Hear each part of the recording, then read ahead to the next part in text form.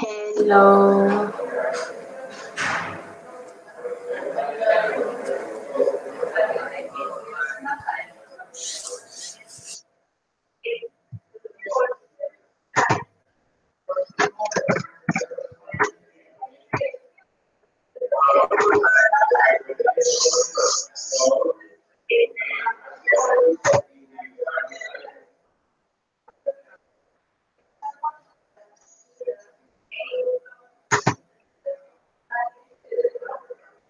Cool. So, buenos dias. We're going to start now the consultancy space for PM. The structure is super simple, so I'm going to talk a little bit about the role of PM and everything that PM is doing right now for ICT in Costa Rica, what are the main strategies. And then I want you to think about what you would like to find out about people management or the situation of the membership right now in ICT in Costa Rica. I hope you can see everything. So if you cannot see or if you have any question or something happens, please write in the chat. So we have the chat, and please write there because I'm checking also all the time the chat. So regarding PM, first I'm really simple in information, so I have only a few slides. I will speak, but what I want mostly are your questions. So first, the role of PM, of people management. In general, the main role is to take decisions regarding membership based on data. So this is the main role of people management, to take care of the membership that we have in ICT in Costa Rica and to take decisions for the growth of the organization based on the data that we have regarding our members, which is data about the performance, data about the retention rate, data about the education of the membership, the engagement, so all these kinds of things that we can track to take decisions to see exactly how we can use our members in order to grow more and better. So this is the first thing that you should know about what is the role of people management. Regarding the MOS of people management, like every exchange area has an MOS, people management has an MOS also, which is the percentage of membership achieving their goals. So this is after the TM Summit, TM Global Summit, we align a little bit what are the processes of TM, the get, keep, develop processes, and also what is the MOS of people management, to have clarity in the whole network, like globally. What is the thing that we are going to track as network of PM? And this is like the MOS, how many of our members are achieving their goals, that are goals related to their job in ISEC, like approvals, opens, and so on, and personal goals, like their personal development goals that they have in the organization. So as a PM, we go in two directions. First, developing the people in order to achieve their professional goals. And then the second is developing the people in order to achieve their personal goals. This came from the need that we didn't have clarity on what is the main measurable of success of PM, and also how PM is connected with operations, for example. So this connects a lot as a back office area, strategic area, the role of PM with what is happening in operations. So it's not only an area that is doing LC meetings or education or recruitment, but is actually an area that is supporting every area, operation especially, to achieve their goals by making their members achieving their goals. Now I will tell you a little bit some data, like I think the most important right now about the entity. So there are 4 LCs. This is important. Right now we have 42 members plus 25 EBs, so VPs or LCPs.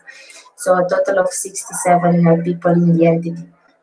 We will have approximately 100 new members in the whole entity, because right now we are in recruiting, so the deadline for the applications is on Sunday, and then we will process all the people. But the idea is to have more members in the organization, because this was one also of the bottlenecks that we had. In the last week, we had 18 people that went in an IXP, and we plan to have also for the next peak and make it a strategy like ongoing to send people in IXP. The good part of this was that the ones who are going in IXP understand better the organization and are more connected. So it's one, yes, it's connected with OGV, but it's also a strategy of PM to connect the membership more with what is ISEC and what is their contribution and how their purpose connects with the purpose of ISEC. The retention rate is around 80% in 2017, which is good. The bad side of this is that two of the LCs had a retention rate of 95%, and two LCs had a retention rate of around 70%. So it's 80%, but not everyone is on the same line. So the idea is to see how we can make the retention rate better for everyone and to not have plus better LCs and less better LCs in retention rate. And the productivity for 2017 is 5.31 based on realizations. So, which is not a bad retention rate, productivity rate, but in the same time it goes as average between LCs that have a productivity rate of 7 and LCs that have a productivity rate of 3. So again, we don't have like an average for everyone. So this is because of the lack of membership. Do you have questions until now?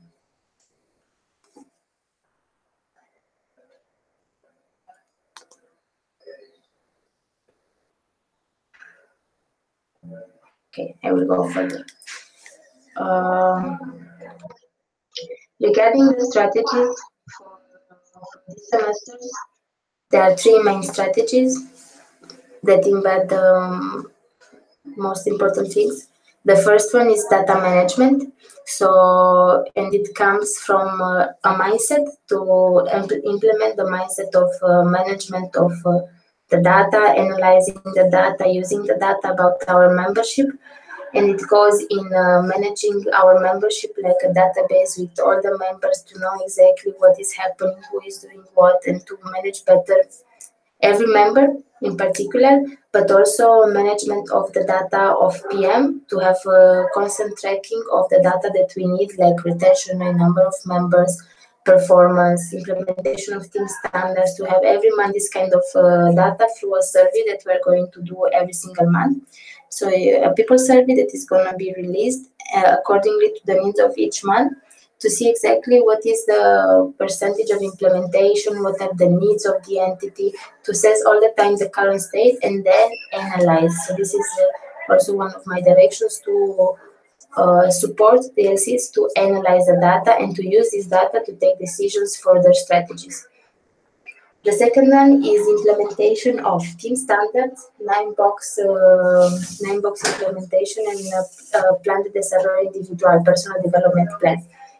These are the 3 main tools that we are going to use as PM and that are related to everyone who has teams. The team standard is for the implementation of team standards, so the creation of the team experience and everything. The 9-box is a performance management tool to see exactly how performant are our members, how much they achieve their goals, and to have constantly tracking and discipline of it.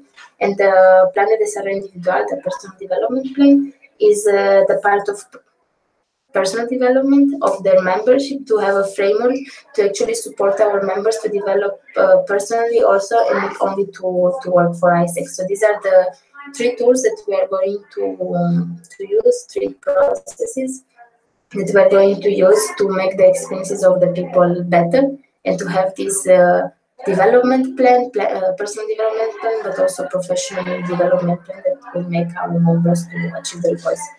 And the third direction is the membership education that comes from 2 things. The first one is the organizational maturity of the entity. So what we can do and how we can educate our EBs and our team leaders to be more mature regarding the role and how they perceive the roles and the things that they have to do. And then the EPs and the team leaders to educate the team leaders and their members.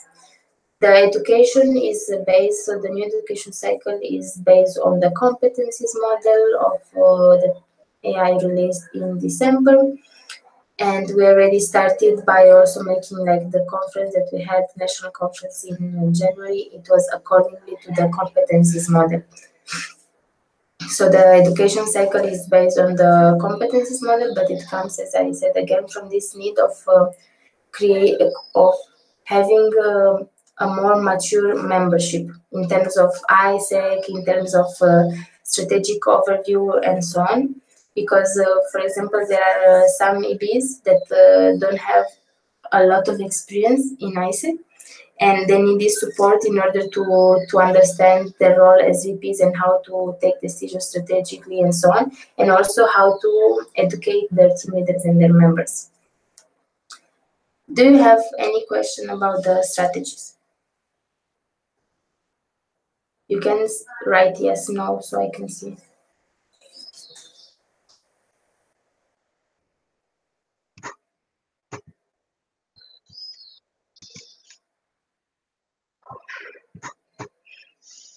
Okay, I suppose no. The next thing that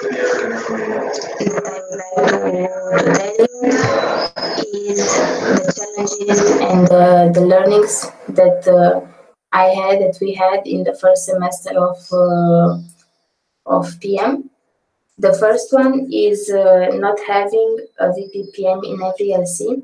So we had 2 LCs in which we didn't have 2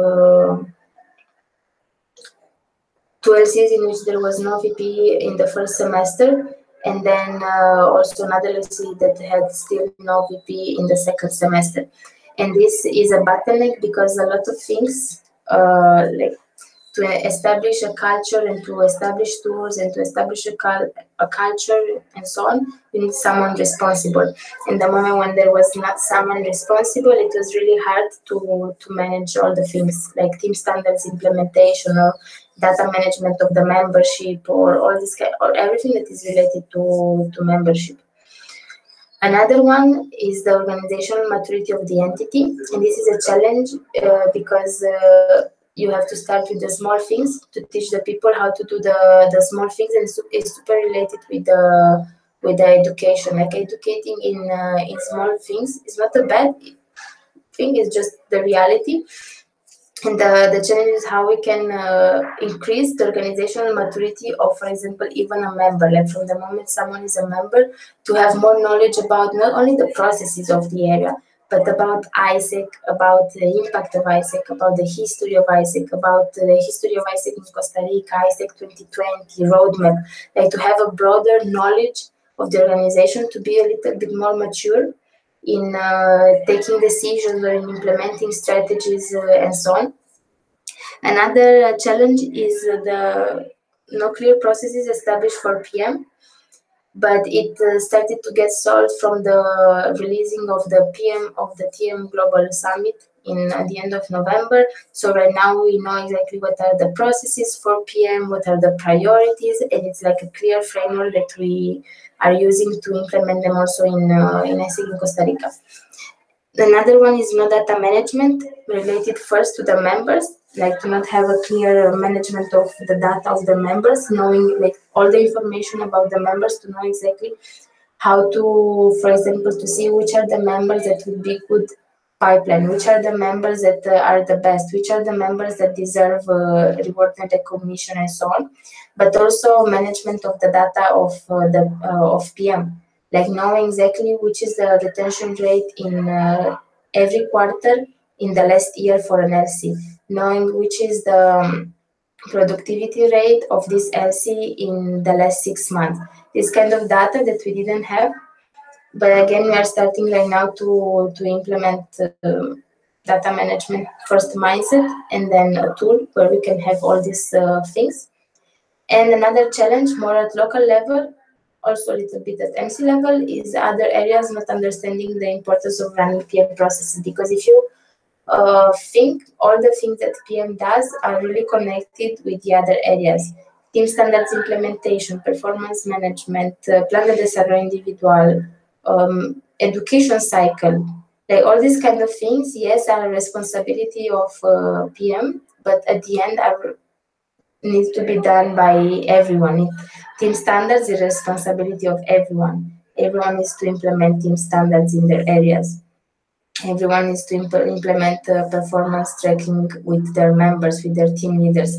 Every VP needs to implement an education cycle for their area. Every MCVP needs to implement an education cycle for their area. So this not understanding so much the importance of running the PM process in all the areas was a little bit of bottleneck in actually implementing things when the things don't depend 100% of you. So these are the main challenges. In general, this is what is PM right now about, like the main important things that PM is doing, or the main challenges that PM is facing. Now Q&A. Any question that you have related to membership strategies, synergies, next steps, anything you can ask now.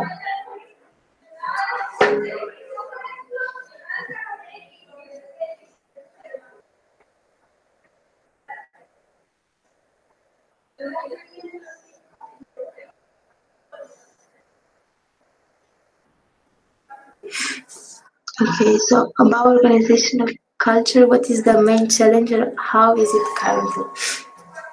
Okay, so regarding the organizational culture, we have 4 LCs, and each one of them has a specific culture. The challenge right now is to create a national culture, how we can connect all the entities to have one culture, as I said, in Costa Rica, because we have 4 LCs, and each one of them has some traits that make them outstanding and make their culture specific. Like, for example, one LC is really focused on being a family, like this family vibe. Another LC is competitive. So they have defined cultures. The challenge right now and the main evolution that I see is actually connecting all these cultures to have also a national culture, something that defines us as ISEC in Costa Rica. So this is the main challenge and also the main evolution that should happen. I hope I answered to your question.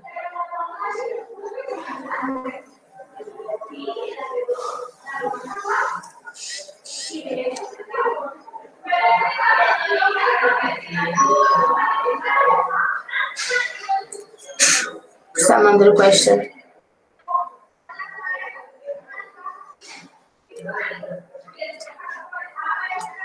You're welcome.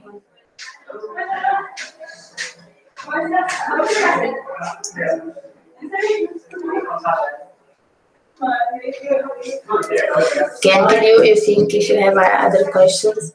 As a main evolution, important with PM is first implementation of the PM processes. So this is for me the most important thing, and also my focus of this semester to implement the PM process. The PM process starts with the tools like team standards, performance management, and so on. But they don't stop here. After the implementation of this, then there are other processes of creating reward and recognition based on the performance tool. Assess the pipeline that you have. So there are many things that can be done after we start to implement these tools and these processes and embed this mindset also in the membership. And long term, another thing that PM should work on for the next year, in my opinion, is the culture. As Juan was saying, like the organizational culture, how to connect the entity in having one national culture. But yes, it's part of PM, but it's not only the responsibility of the MCVP PM, it's part of the responsibility of the whole next MC.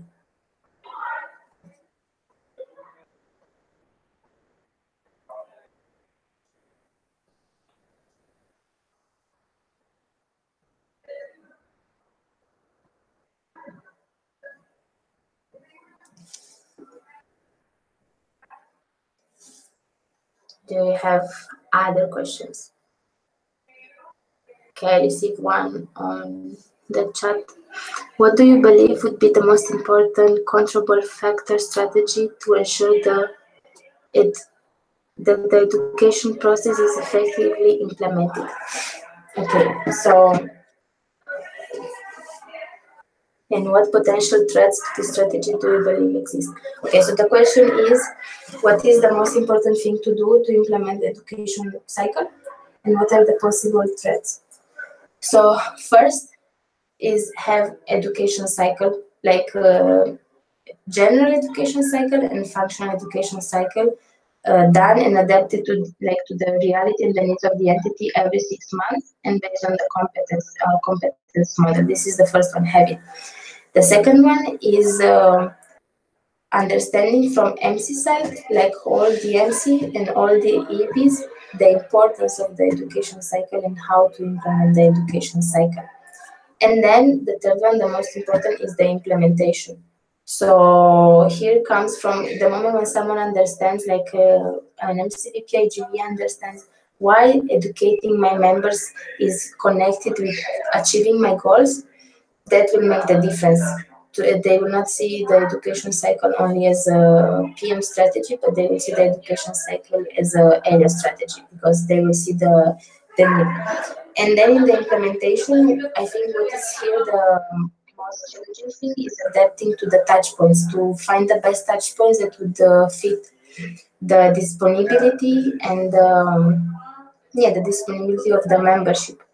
So, for example, to split what can be done in a conference, what can be done in a training, what can be done in online, what can be done with a booklet, because different things can be splitted and constantly tracking, like every month to check what is the status of implementation of the education cycle. In every monthly review, SEB, what is the status of implementation of the education in every area? What is the status of implementation in, like for ISECers in general? So the most controllable, let's say, strategy is having this routine of tracking, like every 2 weeks at local level, discussing the EB meeting, where are you? What did you do from your plan of education? What did we do from our plan of educating the members? What is the status? And all the time check this to not forget it. And the potential threat is people to see it as an obligation. This is a threat. But this comes with making them understand how the education of the members is related to achieving their goals. And empowering them to make the education, like align the education. Did I answer to your question, Steph?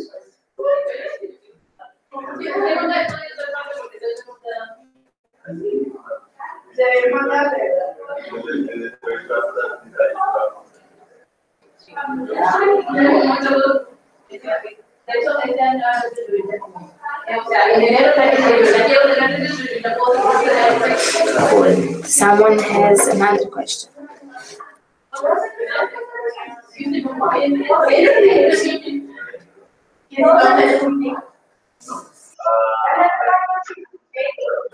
Or some information that you would like to know, like data or resources, so I can search and leave them to you in the output.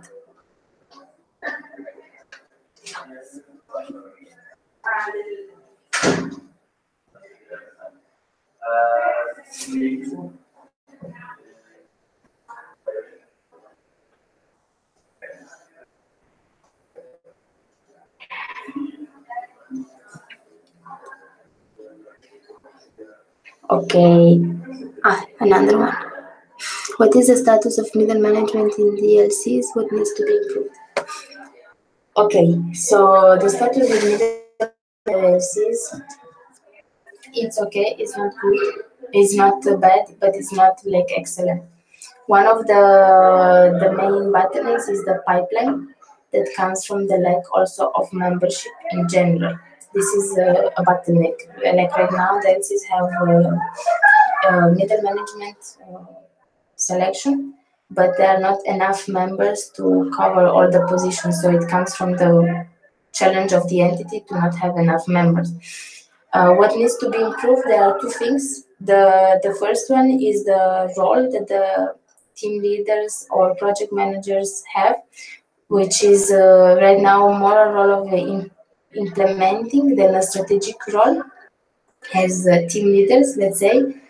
And the second one, actually, the second one about organizational maturity. So there are many team leaders that don't have the organizational maturity to understand strategically the organization. Like they don't know about ISEC 2020, about really well about the ISEC way. They know the little piece of the cake, but they don't see the overview of the organization, about the roadmap or how to connect strategies with the national plan, all these kind of things that are related to organizational maturity. And the third one is which is related to the role of the team leaders, but to be more professional and more responsible, like starting from the selection process of the team leaders, because right now this is my perception from my interactions and what I talk with team leaders and VPs, is that the team leaders, they become team leaders, but they don't feel so much like the responsibility of the position, the fact that they are developing other people, the fact that they are finally responsible at the end for something, like for some results or for something. And this starts with the selection process of the team leaders that could be, in my opinion, a little bit more rigid or more expectation was the word. To be a little bit more like I forgot. Exigent. To be a little bit more exigent from the beginning, so the team leaders are more committed with the role and the JD that they have. And also, what needs to be improved is the education of them, like team leaders to actually act like leaders, to know exactly how to manage their teams, how to have a one-to-one, what means coaching, how to make an agenda for their meeting, because many times they start their term with you have to implement team standards, you have to do the meeting and the team day, but they don't know how to do them. So one of the things that we are also going to do right now is teach the team leaders, support the EBs, teaching the team leaders how to do these things. Because many times they can implement team standards, but they are not implemented in the best way, let's say, and support them in how they are doing the meetings, the team days, the one-to-ones, the tracking of the team and everything. So these are the things regarding the middle management. Did I answer your question?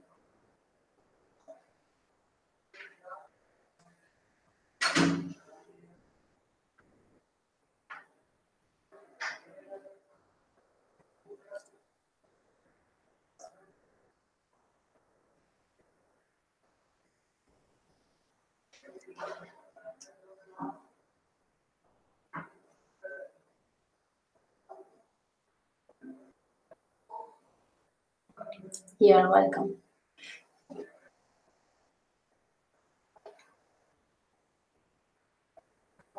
Do you have other questions? If you don't have, write no, so I know that you don't have, and I can stop the consultancy space.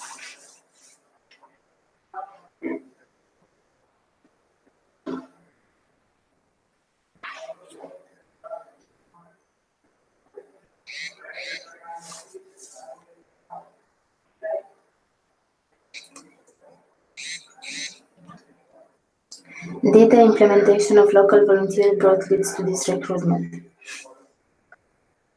Okay, so the implementation of local volunteer, we implemented local volunteer in the last week, together in the synergy with IGV. What we had around 15 local volunteers. What missed was the tracking of these local volunteers.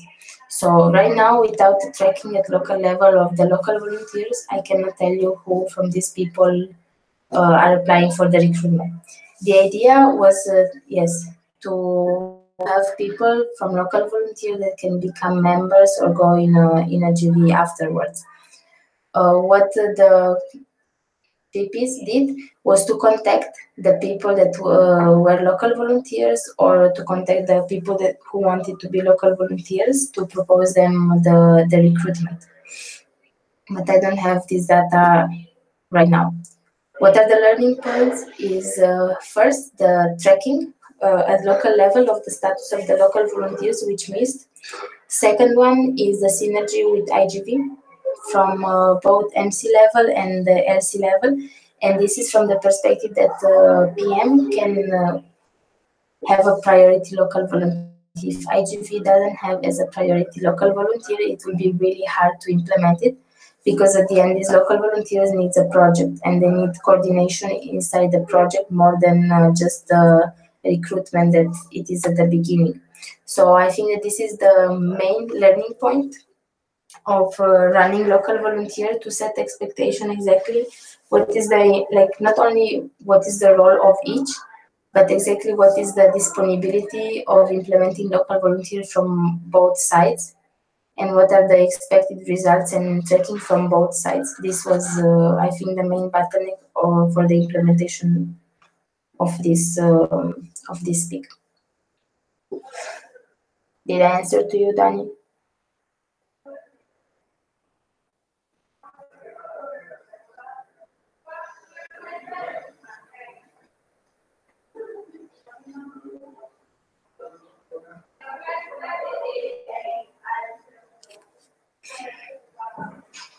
Another one is, what is the status of communication? You're welcome. What is the status of communication in the LCs? How is PM contributing to a better communication between VPs members in order to have effective communication that will contribute to fast process implementation?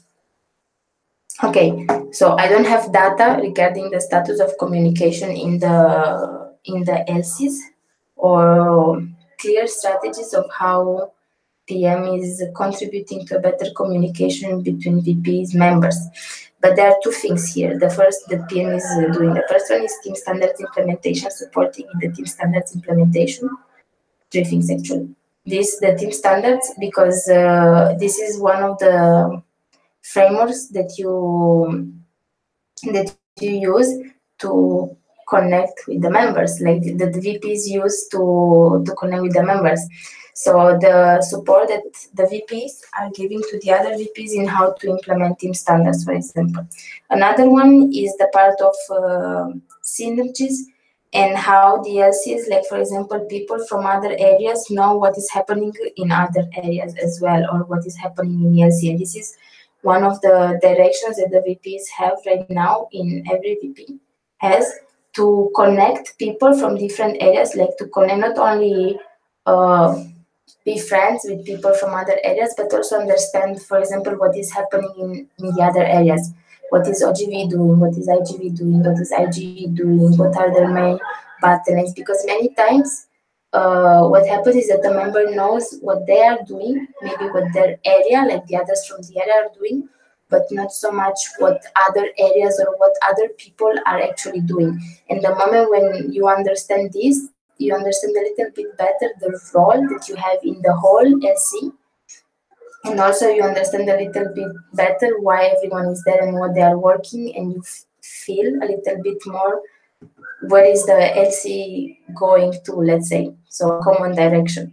And the third one is the culture, that is like the culture that every LC wants to foster in the local committees, and they have different things inside.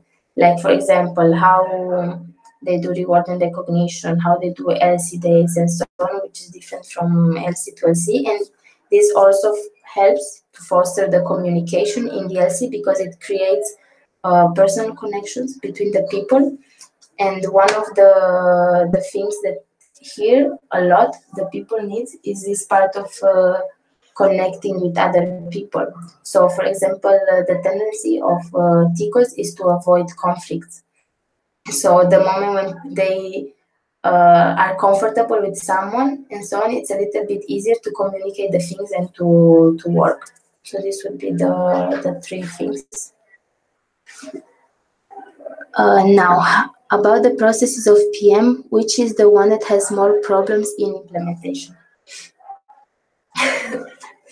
I have to think if there is one. Like the thing is that there are right now, for me, the ones that have the most problems in implementation are not actually processes, but are the tools. Like for example, the team standards, it's already known, the people know exactly what to expect from team standards, and this is good because also from globally, team standards is not only for PM, team standards is for everyone. So it's good that there is this alignment and people understand from the beginning, for example, of their terms, the importance of team standards. What is a challenge? It's going to be a challenge are the plan de desarrollo individual, the personal development plan, and the performance. Like the 9-box performance management is going to be a challenge because there are new things. So every time you want to implement something new, people need to understand it, need to accept it, and need to implement it. So this is like we're gonna have problems. We still don't have because we didn't start, but we're gonna have a little bit of problems in implementation. That's for sure. And another one that might be challenging, not in the implementation necessarily, but more in the alignment and the tracking of implementation, is the members' education cycle. Like not only the things that the MC is doing and so on, but how to track the implementation of each MC, of education for the members and team leaders. So these are the main challenges that I foresee. How is PM membership working with the competence model right now? What needs to be improved? Okay, so PM membership means me, the VPs, and 2 members, or maybe, but like we're not so many people. Right now, the competence model has 2 roles. The first one is for the national education cycle or education in general, so to base all our education based on competence. And this is something that the VPs are educated on, and the way we're working is that as MC, we are me as MCVP, I'm focusing on the education of the EPs and working with the VPs in making the education for team leaders and for members. That is, of course, based on the overall education and based on the 4 competencies. So the education is based on the competencies for sure. Another thing that is based on the competencies is the recruitment. So the selection process of the recruitment, the interviews are based on the competencies. The selection is based on the competencies, not select the person for the skills, but for the competence that they have. So this is how it is right now. What needs to be improved? How I see it is embedding competencies, for example, in the selection of team leaders, in the selection of EPs, and so on, because every competence has levels. So, for example, for a new member, we expect the new member for growth to have these things or this to show that they can do this. For a VP, you expect something more. So, in future, to embed the competencies in any kind of selection process that is also for team leaders and also for VPs, for example, because at the end, these competencies, the connection with the competencies, that they are the things that you can control to develop the 4 qualities of leadership. So, because the idea was that we want to develop a person that is self-aware. We want to develop a leader that is a world citizen. But how do we control that? So this is how the competencies came as a controllable measure of developing our people to actually become the leaders that we want. So this would be the current status and the main evolution.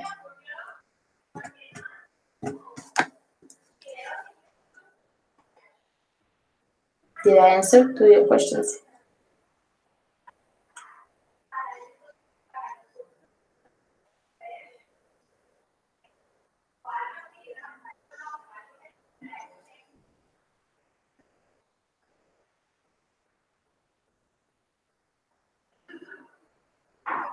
You're welcome.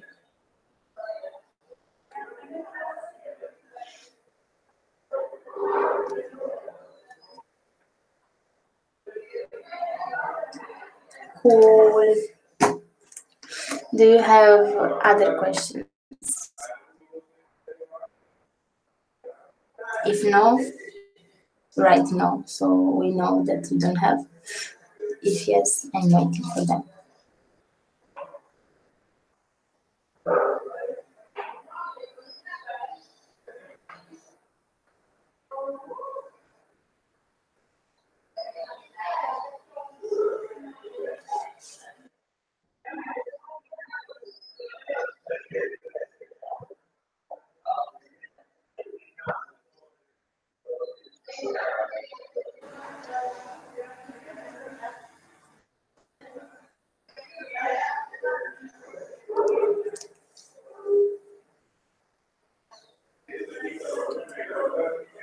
Okay, then I think there are no more questions. So this was all. Muchas gracias for the time, and I hope you have a more clear idea of the role of PM and the next steps. If you have any other question, you can all the time ask me. We will publish also the presentations, so you can expect also the presentation. And for any information that you might want, a resource or anything related to PM or the membership, you can ask me, and I will post or send to you the information required. Okay. Entonces, muchas gracias. I wish you an amazing day, afternoon, evening, morning, and good luck in all the process. Ciao. Ciao, ciao.